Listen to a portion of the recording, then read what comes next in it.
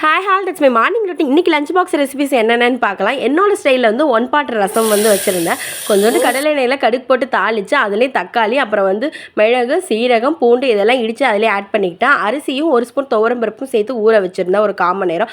அதையும் அதில் போட்டுட்டு நெல்லிக்காய் சைஸ் புளியை ஊற்றிட்டு ஒரு டம்ளருக்கு வந்து ஒரு அரிசிக்கு வந்து 2 டம்ளர் தண்ணி வீதம் 3 டம்ளர் தண்ணி ஊற்றிக்கிட்டேன். ஏன்னா எனக்கு குலைவாக வேணுங்கன்னா அதில் மஞ்சத்தூள், உப்பு, பெருங்காயத்தூள் போட்டு நல்லா 5 விசில் விட்டு கொலையை வேக வச்சு எடுத்துக்கிட்டேன்.